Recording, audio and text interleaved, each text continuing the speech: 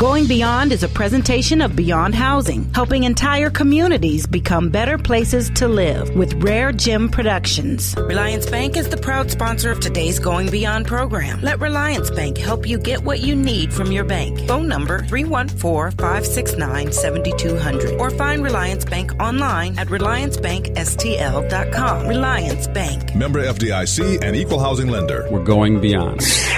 Today on Going Beyond. Joining me on today's show is a name recognizable in the region, a longtime mayor of the city of University City, my hometown, but soon to be the state rep for the 86th Congressional District. People, a lot of citizens do not understand how government actually operates. And how do we teach that civics? It's not being taught in schools.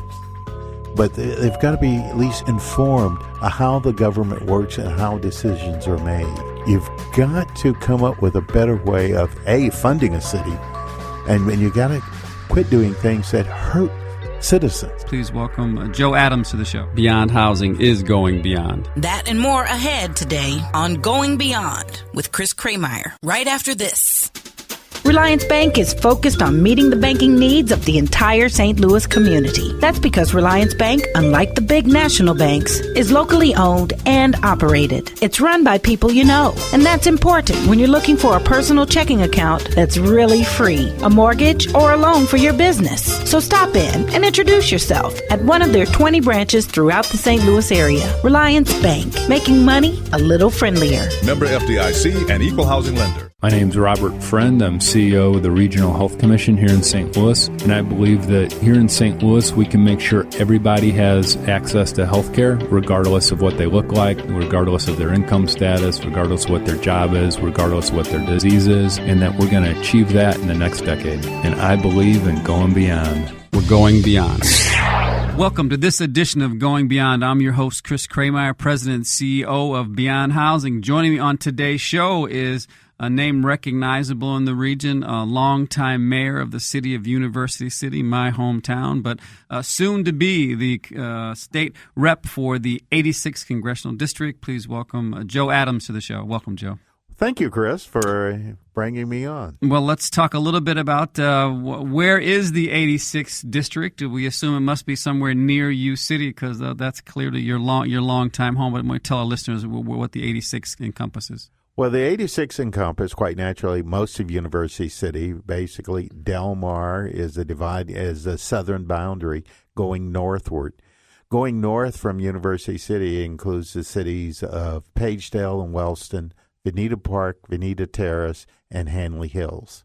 So it's a nice swath of land there that covers part of the 24-1 footprint, as we like to call it, in Beyond Housing. So glad that you'll be there representing all the good folks that live in those communities. Yeah, and that's good. It does include the 24-1, and I'm looking forward to working with the Normandy School District, which is part of that district. Yep, clearly have a whole lot of challenges. We'll talk about that in a second. So just for clarity for our listeners, you won the Democratic primary. There was a number of folks in the field, and there is no Republican running. So technically there will be an election in November. That is correct. But you are unopposed, so as long as you vote for yourself, you win, right? So we'll assume that's the story. But there'll obviously be a lot more folks voting for you. So then the next session starts at the beginning of January. In January. I've already been down Jeff City a couple of times for meetings, and we got a couple more going on before January installations. So, Joe, maybe let's talk about, you already mentioned Normandy, so let's maybe touch on that briefly. I mean, clearly, the central to a strong community is a strong public education system, and Normandy has been struggling mightily for many years, and the state has taken over this year with a new, different kind of setup, not necessarily the state-appointed board like in the city of St. Louis, but clearly something very similar. So kind of what are your thoughts and what are you hearing from your constituents relative to how the state might be able to help Normandy? Wow.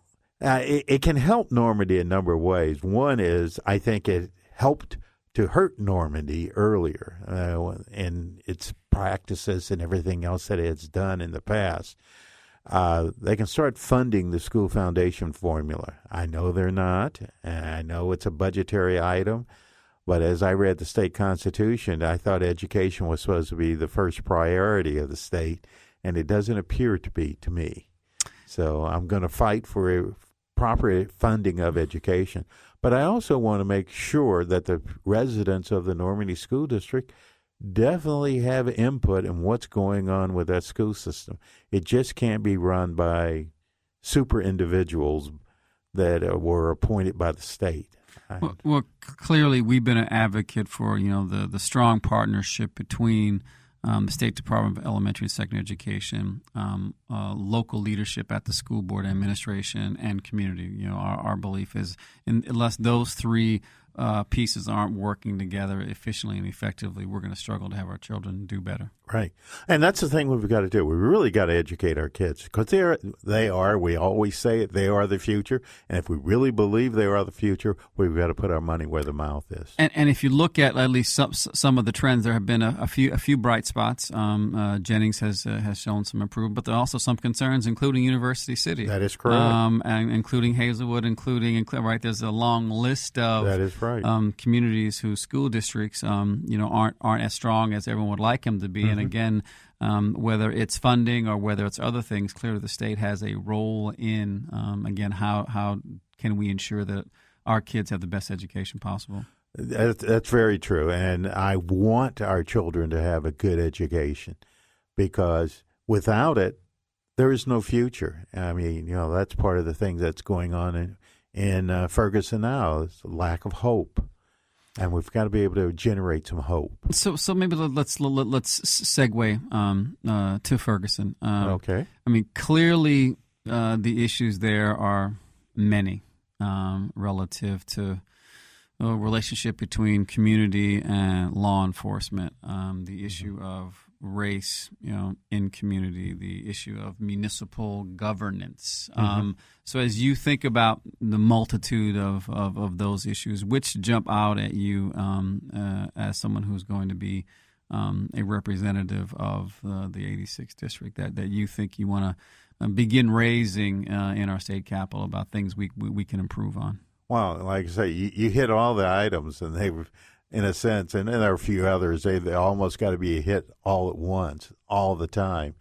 But yes, governance. A lot of citizens do not understand how government actually operate. And how do we teach that civics? It's not being taught in schools. But they've got to be at least informed of how the government works and how decisions are made. Well, again, and the interesting experience you bring to Jeff City, and I'm sure there may be a few other electeds in state capitol who have been a mayor, but I bet there's not many. Not many. And clearly, from a size perspective, University City is probably one of the top 5 largest municipalities in the county. So, again, you can give a good perspective on Here is the operation of a city and right. some things that are important for it to be effective and efficient at meeting its constituents' needs. Yes, that's very true, and you've got to do that. That's one of the biggest problems, I think, of some municipalities. They're not providing good services, but some of them are hamstrung by the state. The state has passed, and the citizens of the state have passed legislation to really and truly cripple municipalities. There's this thing called the Hancock Amendment, where you can't raise taxes to cover expenses. So cities have found other, not creative, but negative ways of generating revenue. And that's dealing with these court fines and everything else, which disproportionately hurt poor people.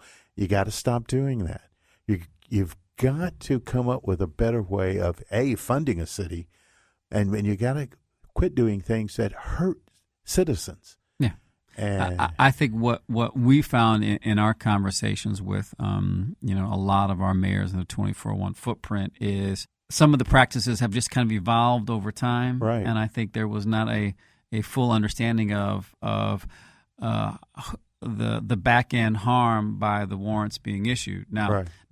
And the court system. Now, the balance there, and clearly, I think the conversation needs to be robust and say, if people were breaking law, that's not a good thing, right? And there should be a level of acknowledgement and punishment, but the punishment should be proportional to whatever the crime was. So a moving violation shouldn't merit being jailed and, having you potentially lose your job and have your life come unraveled, right? So we need to find a better systemic way to please be safe in our communities, right. But also in the event that you don't, for whatever reason, or your taillight's out or something that's modest, that the proportionality of the what happens to you is commensurate with whoever the problem was. Very true, very true, and that's one of the issues that you got to work on. But like I say, it's double pronged. One is you want safety, but you don't want to bankrupt people. Right, and that's what they're doing, and the only way, and they're trying to do that to help generate revenue, and it became an accident. Well,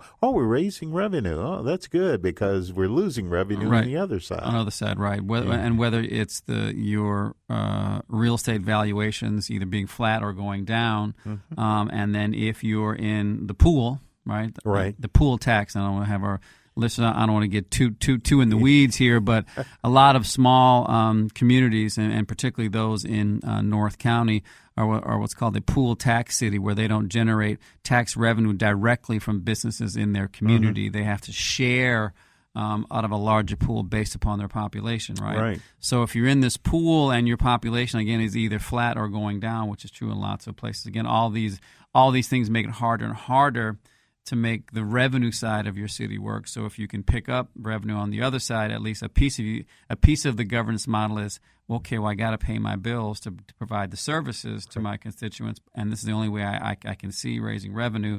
But we got to fix that, right? And we have to give other incentives to what are ways you as a municipality, no matter your size, how can you be better at, again, delivering services to people that live in your community.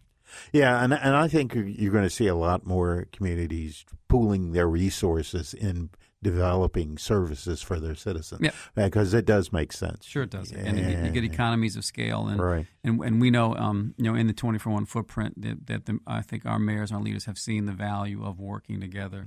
Whether it's understanding where you buy rock salt from, to where you're buying your fuel for your vehicles, to maintenance, to working on trash collection together. So there's been some very exciting opportunities that I think will push back on the notion that just because you're small, you need to go away. We need to make some, I think, determinations on the effectiveness of delivery of services. But because you're small, in and of itself, doesn't mean you should go away.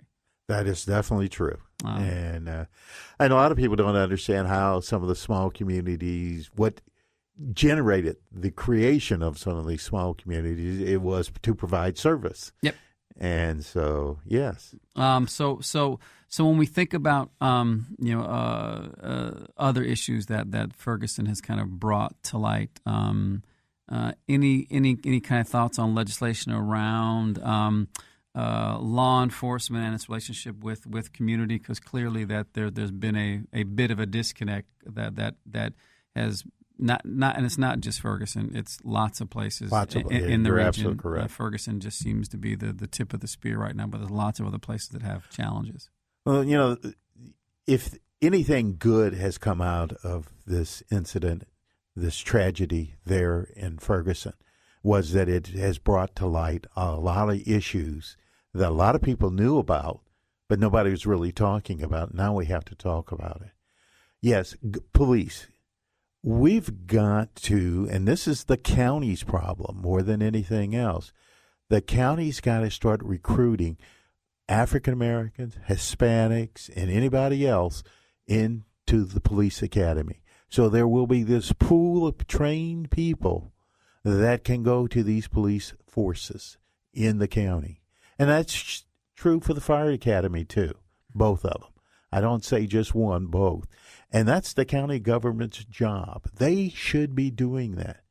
But there's another problem. There probably is a pool of people that can't qualify to become a policeman or a fireman because of past maybe indiscretion as a youth or as a young adult. We've got to figure out a way to cover that, to take care of that problem. Is that a state statute? That is a state problem, and that's one of the things I've talked to another legislator yesterday, in fact, that's one of the issues that he and I need to look at and see if we can attack it. I'm not sure of the answer yet. I really don't, because I don't know all of the intricacies of those state statutes and everything else. But we've got to find out. I've heard that from others too, that there are folks who have been interested, but were kicked out because of a juvenile offense, which seems to me that, if that's all you have, that you made a mistake when you were 16, 17, and that's preventing you now at 22, 23, and you've been no other problems, that strikes me that if you're interested in being a law enforcement official, we'd love to have you and not have, again, a minor transgression in the past get in the way. If any of our listeners live in northern U City, north of Del Mar, in Pagedale and Wellston and Vinita Terrace, Media Park, want to get a hold of you and talk to you about anything that's important to them as you start making that trek up Highway 70, is there an email address, a website, or a phone number they should have? Yes, all the above. I do have a home office, and that phone number is 862-7877. That is my phone number at my office. I've got a webpage, which is joeadamsformissouri.com, and my email address is joe@joeadamsformissouri, and Missouri is spelled out .com. Fantastic. Well, the soon-to-be state representative from the 86th District, Joe Adams, thanks for being on the show, and we'll look forward to having you back on. Well, thank you very much, Chris, and then you keep up the good work up there with Beyond Housing. You've done some good stuff there in Pagedale. I've seen the mayor up there compliment you all the time. Well, appreciate that, and we are going to continue. Thank you. Thanks, Joe. Reliance Bank is pleased to sponsor today's Going Beyond radio show. With 20 locations throughout the St. Louis area, Reliance Bank, your locally owned hometown bank, is making money a little friendlier. Member FDIC and equal housing lender. We're going beyond. Going Beyond is a presentation of Beyond Housing, helping entire communities become better places to live with RareGem Productions.